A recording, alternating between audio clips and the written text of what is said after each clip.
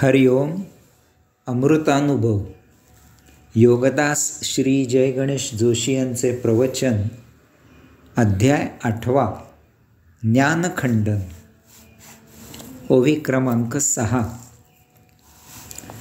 आमुते करुनी विखो, भोगू शके पारखो, तै आमुते न देखो आम्हीपणे. अर्थात आपल्याला विषय करून कोणीही आपल्याला स्वतंत्रपणे भोगू शकत नाही. आपला आपलेपणा तो पाहू शकणार नाही. काळोख जर प्रकाशाला विषय करायला निघाला तर जसजसा तो प्रकाशाच्या सन्निध येईल तसतसा तो प्रकाशाच्या आवरणाखाली लुप्त होत जाईल. त्याचे स्वतःचे अस्तित्व नष्ट होईल. अशा प्रकारे जेथे प्रकाशामध्ये काळोखाचा मागूसही शिल्लक राहणार नाही तेथे प्रकाशाला विषय करणे तर दूरच राहील. एक बादलीभर गरम पाणी आहे आणि त्यात जर गार पाण्याचा एक थेंब टाकला तर बादलीभर पाणी गार होणार नाही, तर तो गार पाण्याचा थेंब गरम होईल. कैवल्य विराट आहे, ते त्या परमविराटाची अवस्था आहे. त्याने कित्येक अब्ज विश्वे स्वतःत सामावून घेतली आहेत. ते सतत पसरत आहे, त्याला अंत नाही. ते अमर्याद आहे, यापुढे सर्व थिटे आहे. याचप्रमाणे माऊली सांगतात की आपल्याला विषय करून कोणीही आपल्याला स्वतंत्रपणे भोगू शकत नाही. कैवल्याला कोणी विषय करू लागले तर ते तसे करणारे ते स्वत्व विसरून जाईल आणि त्याचे परिवर्तन कैवल्यात होईल. त्यामुळे कैवल्यात काहीही फरक होत नाही. कैवल्य वैश्विक आहे, ते महान आहे. त्याच्या सन्निध आलेले त्याच्याप्रमाणे बदलते. ते इतके बदलते की ते स्वतःची ओळख विसरून जाते. त्याच्यात आमूलाग्र बदल होतो. यालाच येथे माऊलींनी आपला आपलेपणा तो पाहू शकणार नाही असे म्हटले आहे. ओवी क्रमांक 7. प्रगटो लपो न लाहो, येथे नाही नवला हो, परी कैसे निही विपावो असणी याचा. अर्थात प्रगट होणे किंवा प्रगट न होणे यात काहीही नवल नाही. तथापि आपले अस्तित्व कसे आहे हे फार क्वचितच कोणी जाणू शकते. माऊली म्हणतात की कैवल्यावस्थेत प्रगट होणे किंवा प्रकट न होणे यात काहीही नवल नाही. आपल्याला एकदा सायुज्य मुक्तावस्था प्राप्त झाली की आपले या विश्वात स्वमर्जीने येणे किंवा जाणे होते. येथे किती काळ वास्तव्य करायचे हे आपल्या मर्जीवर अवलंबून असते. येथे यमधर्माचा संबंध तुटतो, त्याचे जीवात्म्यावरील नियंत्रण नष्ट होते. कैवल्यावस्थेत आपले आपण स्वतंत्र असतो. माऊली येथे यात नवल नाही असे म्हणत आहेत, कारण माऊली ठामपणे ग्वाही देत आहेत की ज्यालाही कैवल्यावस्था प्राप्त झाली आहे तो सायुज्य मुक्त झाला आहे. अशा प्रत्येकाला हे असे स्वमर्जीने प्रगट होणे किंवा प्रगट न होणे सहजच शक्य आहे. म्हणून यात काहीही विशेष असे नाही, यात काहीही नवल नाही. कैवल्यावस्था सायुज्य मुक्तावस्था यासाठीच आहे. आता आपले संचित संपलेले आहे. आपले पुनर्जन्माचे रहाटगाडगे थांबलेले आहे. आता आपण मूळ पहिला जन्म घेतला होता त्या आधीच्या परमसूक्ष्मांश या अवस्थेला आलेले आहोत. आता आपण मुक्त आहोत. त्यायोगे आपण आपल्या मर्जीने या विश्वात सृष्टी सौंदर्य अवलोकन करू शकतो.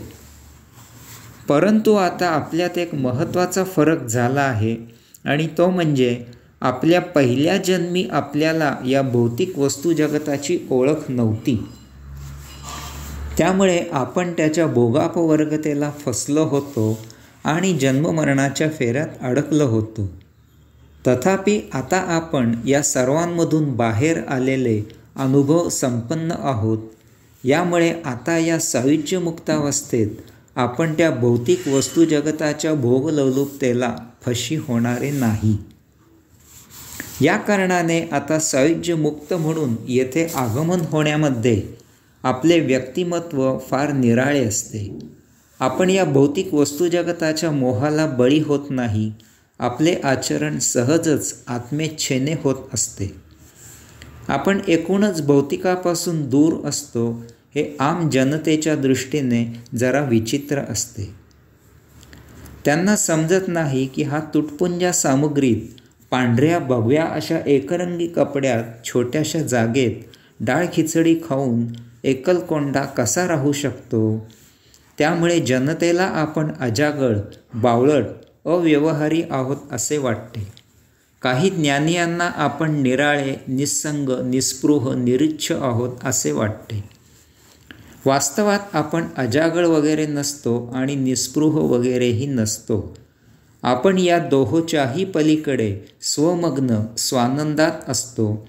आपण भौतिकाचा उपयोग देहधर्मापुरता करून उर्वरित वेळ स्वसान्निध्यात असतो. यामुळे आपल्या गरजाही फार कमी असतात. आपला बाह्य जगताशी फार मर्यादित संबंध येतो. यास्तव माऊली येथे म्हणतात की तथापि आपले अस्तित्व कसे आहे हे फार क्वचितच कोणी जाणू शकतो. ओवी क्रमांक 8. किंबहुना श्री निवृत्ती ठेविलो असो जया स्थिती ते काय देऊ हाती वाचेचिया. खरे तर गुरुदेव श्री निवृत्तीनाथांनी मला ज्या परमस्थितीला आणून स्थिर केले आहे ती स्थिती मी शब्दांच्या कोंदणात कशी विराजित करू. वरील ओव्यांच्याच संदर्भाने माऊली म्हणतात की अशा प्रकारे कैवल्यावस्था शब्दसृष्टी निर्माण होण्याआधीची स्थिती आहे. यास्तव ती शब्दांच्या अतीत आहे. त्या अवस्थेत आपण त्याचे वर्णन करू शकत नाही. त्यातून कोणी तसे धाडस केले तर ते भ्रमिष्ठाने केलेले वर्णन असेल. कदाचित त्याची कैवल्यावस्था मिथ्या असेल. ती स्वतःसह इतरांचीही फसवणूक होईल. आता कोणी असे म्हणेल की ठीक आहे, शब्दांच्या अतीत असलेल्या त्या अवस्थेत आपण कैवल्य स्थितीचे वर्णन करू नका. आम्ही हे समजू शकतो. तथापि आता आपण त्यामधून व्युत्थान झालेले आहात. आता आपण शब्दसृष्टीत प्रविष्ट झालेले आहात. तेव्हा आता आमच्या माहितीसाठी त्याचे वर्णन करावे. माऊली नेमके तेच सांगत आहेत की आता तसे करणेही शक्य होणार नाही. कारण त्या परमकैवल्य अवस्थेत आपण आत्मस्वरूप झालेलो आहोत. आपण मुक्त झालेलो आहोत.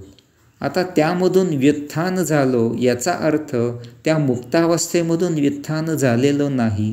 त्या आत्मस्वरूपामधून व्युत्थान झालेलो नाही. त्या अवस्थेत आपण जे आत्मस्वरूप झालो, मौन झालो, प्रशांत झालो, या भौतिकापासून मुक्त झालो, ते तसेच आहोत. आपला एखादा अवयव निकामी झाला तर त्याचे ऑपरेशन करून तो अवयव देहामधून कापून काढून टाकला जातो. हॉस्पिटलमधून बाहेर आल्यावर आपण त्या अवयवाशिवाय जगू लागतो. तसेच आपल्याला जेव्हा साक्षात्कार होऊन कैवल्यावस्था प्राप्त होते तेव्हा आपल्यामधून भौतिक जीवन प्रणालीचे उच्चाटन होते.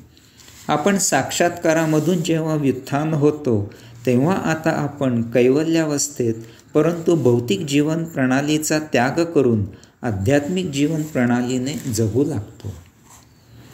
यामुळे साक्षात्कारामधून व्युत्थान झाल्यावर आत्मस्वस्वरूपावस्थेच्या आधी आपण येथे जो देह धारण केलेला आहे त्याचे आयुष्य संपवून मगच आपल्याला त्यामधून दूर होता येते, त्याआधी नाही. तसे न केल्यास ती आत्महत्या ठरते. कारण धारण केलेल्या देहाचे आयुष्य आपण आपल्या मर्जीने संपवू शकत नाही.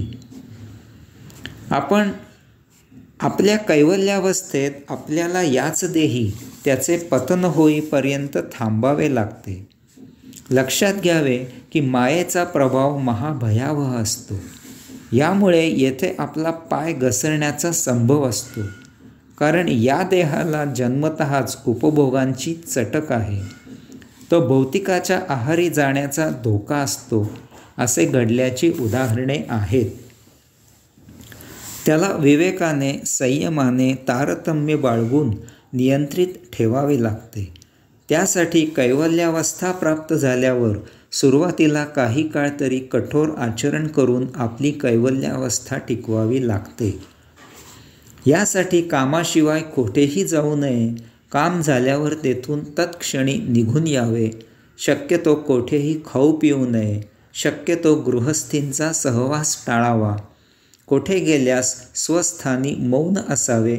अध्यात्माशिवाय अन्य विषयी व्यक्त होऊ नये. हरिओम.